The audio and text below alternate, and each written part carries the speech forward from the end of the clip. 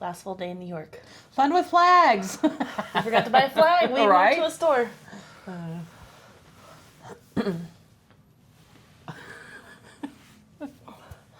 Last full day. Earliest we've been back to the hotel. Only because our bodies are done for starters. Second, we gotta pack all of our stuff up because we fly home tomorrow. Started our day at our bagel shop. And then Starbucks. And then what'd we do?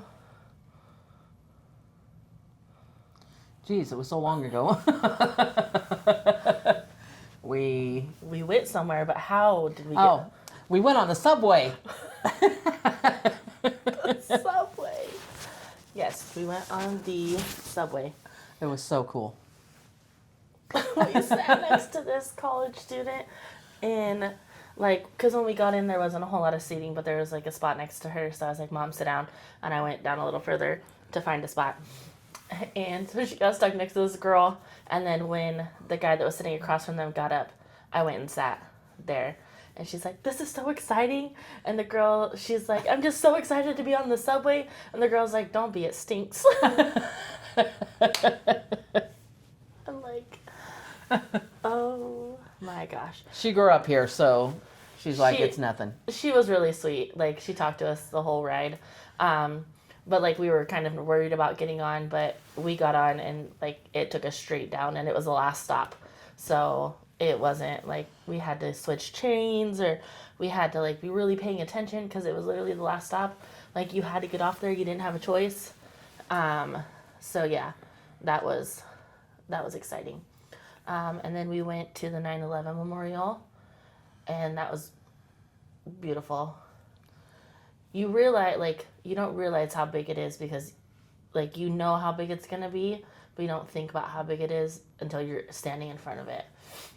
So that was really cool and, interesting to see it. And then we went into the museum. So the museum. So it looked like on the board to get in, we got there and there was 11 o'clock, which we got into. Then it went 11:30, 12, 12:30. So you think it's not going to be that long. 3 hours. Yes. We were in that museum for 3 hours. And I feel like we sped through a couple things on the fact of our body hurt so bad.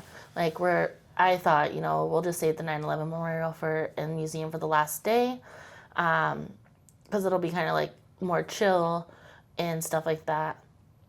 We walked, I think it was by the time we got there, which we'd only walked to our bagel stop, and then across the street was Starbucks, and then down into the subway, and then it wasn't very far to get from the subway to the museum, but when we got out, we had walked over 2 miles.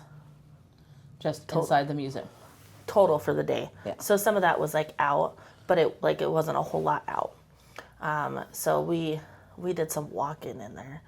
I should have set an outdoor walk and just let it track us. It was still good. It was very long. Not something to say for the last day when you're already tired and your feet hurt. But it was narrated 90% by Robert De Niro. It was very interesting. It took you to each thing. So we had headsets and a little phone that had each item, and you would watch that item and then it would take you to the next thing, and it would tell you all about it, and then it would take you to the next thing. So very, very interesting stuff that I'm sure was said that you just don't remember. But it was really neat to see. It was very emotional. I think the hardest part was listening to final phone calls to family. Oh my gosh, yeah, the guy on the, they have these little telephone things that you can pick up and you can hear things. And I picked one up and it was a guy leaving a message for his significant other. And it was just gut-wrenching, and that was the first time I cried. Before we go on, I want you to move this to this shirt because it's probably picking up all the movement. There you go.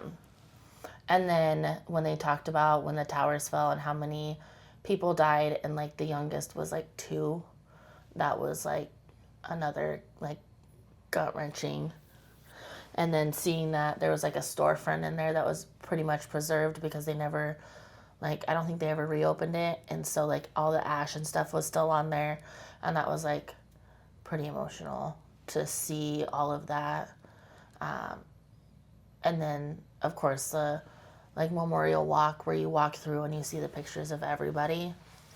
And just the amount of pictures is already rough, but then like to see all the faces is like so hard. And there was one person in there, because then in like the center, so you like walk around, and then in the center there's a video that plays and it shows everybody. But along the wall for that there's like little trinkets and stuff like that. And this one said that he was engaged and they had sent out their invitations on September 8th, 2021. No, 2001. I'm tired, you guys. 2001. So 2 days prior, they sent out their wedding invitations, and it's just like, And they'd been together for 15 years. They were high school, so they were crushing on each other, then became best friends for years, and then decided to start dating, fell in love. So it was 15 years of this, and they were finally just about to get their moment. So that was rough, but it was interesting, like the stuff that you learned from it. And like I was younger at the time, and so it wasn't that I was following it that much. Like I saw it on the news and we talked about it in school and stuff like that, but I was in like the 7th grade, I think. 7th or 8th, something like that. And so I wasn't as involved in hearing all the things, and we're talking about who did it and the terrorists and like the plans that they had. I never knew that because by the time like everything was said and done, we still talk about what happened and stuff like that, but we don't go into like the details about who did it and like why, because we don't want to give them that time and space. So it was like so interesting to sit there and watch their movements prior to this happening, like them coming over and then 5 of them taking flight classes. And it's just like, and then there was even like videos of them going through the security checkpoint the day of at the airport. And it was just crazy how they slipped by for so long. Like, but so I didn't put, I guess, in my head enough thought into it to be like how detailed their plan was, because in the 7th grade you're not giving a whole lot of thought to things like that. And then as I grew up, it was just, we remembered the people that were impacted and the people that helped. And it's not something that you go much detail into, like who did it and why. So it was interesting to see all that stuff and learn that stuff that I hadn't known in the last 24 years. Right. Almost 24 years. And so it was interesting, but seeing like all the people that helped and all these memorials and everything, and then the children's art. Yes, the children's art was really, really hard. Their take on, I guess, their thoughts on losing loved ones, what they thought of the attack from a child's perspective was also very heart-wrenching. Yeah. Because you don't think about, like, you're thinking about all the people who's lost their lives and all this stuff, and you don't think about like how the children are processing that in their minds. And especially those little ones, like they sometimes don't know how to tell you how they feel or how to tell you what's going on in their head because they don't understand it. And so these drawings that you could tell were from like small kids. I taught 1st grade last year, and I'm like, that's exactly how my 1st graders wrote. So I bet you they're no more than 3rd grade, if that. And so it was like, some of those pictures were so hard to see because it's like, how they processed what had happened, because they don't understand the whole thought of it. It was something so scary for them. Yeah, and they just know that mom's not here or dad's not here or anymore. And I remember one part of it, they started these programs for these children who had lost family members in the crashes and everything else. And they said it was really interesting at the beginning of these programs where the kids only drew in black and red. It took almost a year of working with these children and working through the trauma, the loss, where they started coloring in color again. So that was a really, that was a hard fact to listen to that and to read the stories and of the children that were affected, and so many children. And then like seeing the towers fall and like the cloud of smoke and like the aerial picture of where the towers were that they ended up taking. And then there was even a video thing that they showed of seeing it from space. That was crazy. So there's just so much like interesting stuff, and I would 1,000% recommend that to anybody coming, especially anybody that like remembers that day like so vividly. Like they showed I think it was the Today Show Matt Lauer. like of him saying it and like doing it, and it was like I'm like, oh, I remember I was sitting on my coffee table watching that exact thing come through. Like I remember watching that. And so it's just was such an interesting thing to go see, and especially because it is so much a part of our history, because we were here when it happened, like not here in New York, but we were here and we felt that impact, not as much as they did here, but we definitely felt that impact. Yeah, definitely felt around the world. So yeah. So that was, it was such a good tour, and I wish that we didn't hurt as bad as we did, because we probably would have spent more time there than 3 hours. So just keep that in mind if you decide to go do that.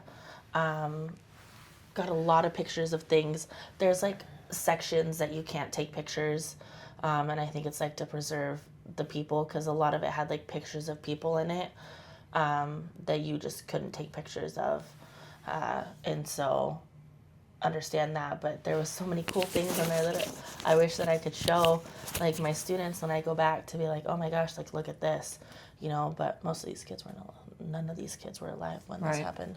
This was all before their time. Yeah, they've just heard about it. But I think even if as you get older, I think at this age they probably wouldn't understand, but once they got into their teens and older, the impact of what everybody went through back in that time would make a little bit more sense to them. And right now they just can't fathom something like that. Just like it was hard for you in 7th grade to fathom what exactly was happening at that time. Yeah.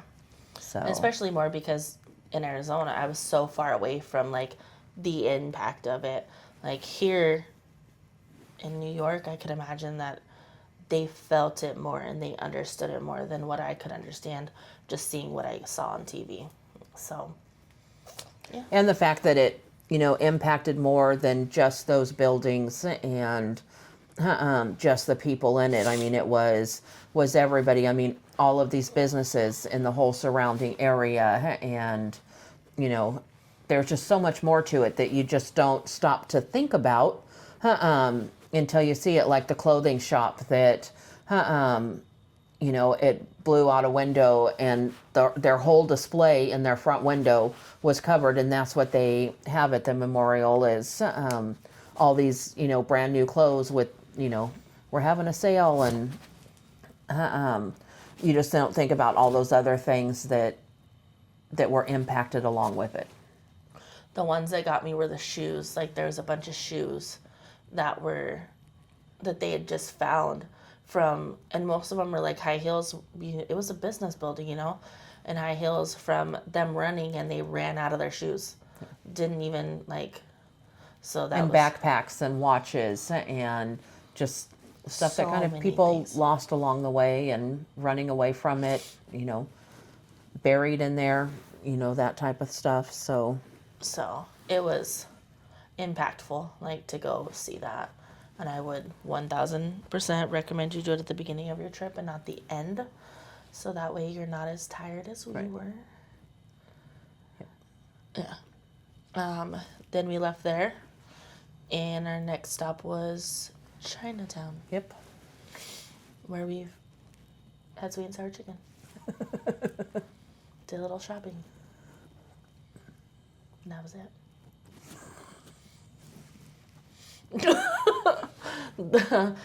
We did find it was Uncle Uncle John? Uncle Sam or Uncle, Uncle John, I thought. I don't remember. It was Uncle Joe? I don't Uncle know. somebody. I don't know. It was so good. We got sweet and sour chicken, and we split it because we wanted to really try this pizza place here that's like right around the corner from our hotel. And so we split the sweet and sour chicken so that way we would have room for pizza. But it was so good. The sweet and sour sauce was divine. And then there's a bunch of pineapple in there, and I love pineapple, so I ate all the pineapple. While we were waiting for our food, we tried to teach ourselves how to use chopsticks. And in case you're wondering, it did not work, and we asked for forks. But the gentleman who gave us our check, I was like, I really tried to work the chopsticks, and like, I got a piece of pineapple and was able to actually eat it. And he goes, "Oh, I eat with a fork."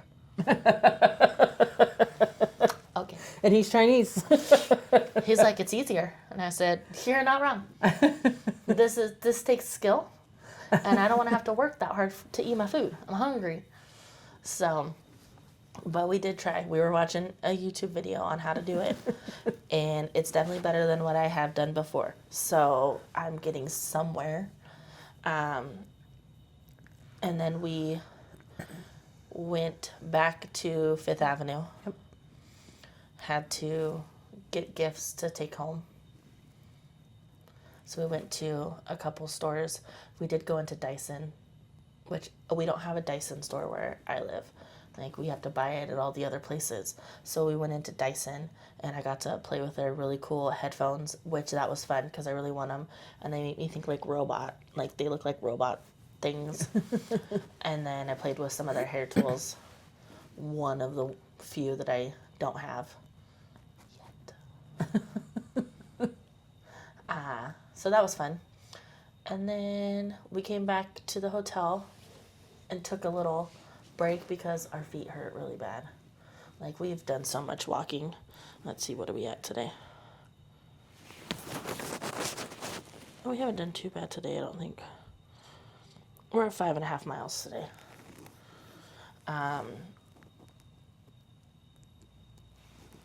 So we walked over 20 miles this trip.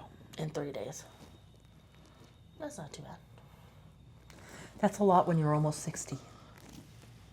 Tell that to my feet. In case you're wondering, my feet are saying that is bad. And it's just like everybody here walks so fast paced. I'm like, can we leisure along, please? So we have to keep like moving over to let people by because I'm like, I'm not gonna hold everybody up because my feet hurt and I'm barely gliding across. But I don't have a blister. I thought I did.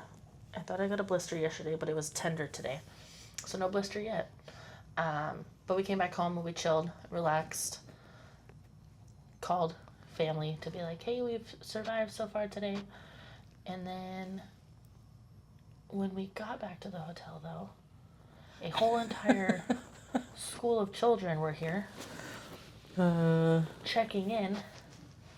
Which filled the entire lobby. Yeah. And I was like, we're never going to get to our room. And then the lady at the, like, down there who works, she was pushing the kids aside to let, like, other guests use the elevator. So there's 2 elevators. So there's only 2 elevators. 200-something floors, 2 elevators. Make that make sense. And so... It's only 36 floors, 200 rooms. I did ask, yes. But so she pushed the kids aside, and she's like, y'all can use this one elevator, and this other elevator is going to be strictly for the other guest. So we didn't have to wait too long to get on the elevator. And they controlled it, so they took us right to, Yeah. instead of it opening at every floor. Yeah, so word of advice. If you stay in a hotel and you're like, I want a city view, just know what's going to happen. You're going to be on one of the topper floors. And you're going to stop at every single floor on the way down if you get onto an elevator. Because the other day we had to wait for like 4 before we can finally get on one. And then we stopped literally at every single floor. Everyone. And I'm like, at this point, you've stopped at so many floors, we can't, like, you physically can't fit that many people in here. Like, come on now. But who's walking down 28 flights of stairs? Not me. Just so you know, neither of us. So I also made a comment to the manager who was helping with the elevators tonight that if the building were to burn down, I would burn down with it. Still not going down 28 floors. We did. So she made a point to say that she would send someone up to get me. She's like, I'll make sure to radio. Check floor 28. Crazy lady. Won't come out. I'm going down with the building. But I'm yeah, like, can you just put one of those blow up things and I'll just jump out the window? I will not. I will be the captain of this hotel and go down with the ship. Then we went, so we came back, made it up to our room, chilled out for a little bit, Waited for the crowd to disperse downstairs. and then we went out and had pizza. Very, very good pizza. And then we hit a couple stores on the way back, a couple Starbucks looking for a cup, and then got a hot dog. I wasn't even hungry, but I hadn't had a hot dog off the street corner yet because we had had such good food everywhere. And then, like, we were eating. And plus, so by late. that time, every time it was time to eat, it was find a place inside somewhere to sit down for a little bit. Yeah. And so that was part of it too, is, yeah, we didn't want to eat and run. We wanted to actually sit down and enjoy our food. So I'm sure we passed a lot of really neat places and a lot of really good restaurants that we didn't go into because there was no seating, Yeah. inside or outside. So, yeah. And then we came back here. Now we're going to pack our bags, get ready to go. Because it looks like our bags exploded in this room. So, yeah. What was your favorite part of the trip? The subway. I'm just kidding. Just kidding. Subway. Listen, we were told we weren't allowed to ride the subway. So We're we did. rebels. Don't get on the subway. I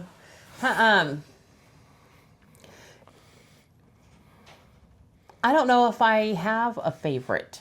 I know. An absolute favorite. I mean, everything we did was so fun. Something that we have never done before. I mean, we laughed a lot. We had a lot of fun. I know. I'm like, And I think for me, and I don't know why, I guess because it's something that I've always wanted to do. And I mean, this is before the 9/11 memorial is the Statue of Liberty. It's something that has been on my bucket list since I was very young. Something I have always wanted to see up close. I've never had a desire to actually go on the island, go in the Statue of Liberty. I have always just wanted to take a ferry by it. And just circle around it and see it. And so I probably have to say that because it's something that I've wanted to do longer than anything else. yeah. I was trying to really think about what my favorite part was. I think I'm stuck between Moulin Rouge and the Kelly Clarkson show. Yeah. Moulin Rouge was really good. That's why I said, I mean, there's so many things. If I think about all of the different things that we did, there's something amazing about every single one that I'm just glad that we got to do it and we got to experience. And, Yeah. you know, to me, it's a once in a lifetime trip. So You know, it's not a place that I'll ever come back to again. So I guess everything about it, even the bus trips, I loved the bus rides. Absolutely loved the bus rides. My husband made a comment. He goes, "What are you doing tomorrow? Riding a bus?" We rode a bus every day. Yeah, and it was just interesting just to hear the different, you know, because you put earphones in and plug it in, and so you get to hear all these interesting facts and everything, which is just really fun to know about. It's like today, the one thing that stood out is we passed by a pier, and it has a piece of the Titanic is the opening part to go into the pier, and you just don't think about these things until you're here, being here. It's like when Sully landed his plane. I didn't realize it was right here. I mean, I've heard it 100 times, but until you actually see it, it's like, oh my gosh, this happened here.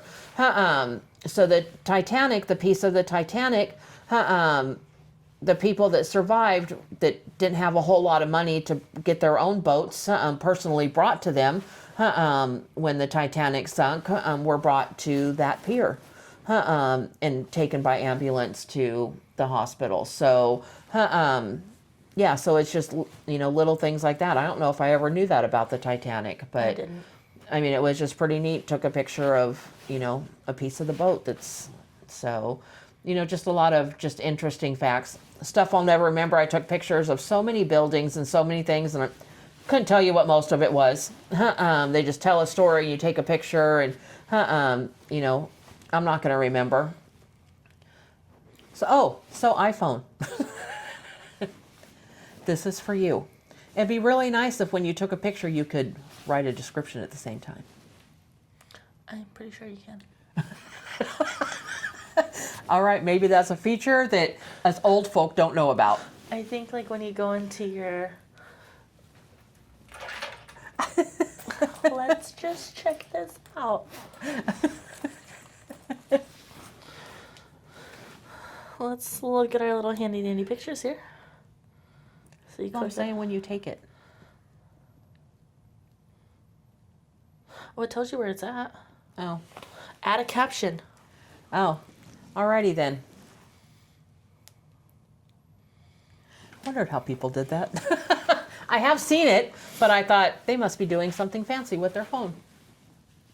Like taking a picture and adding a caption.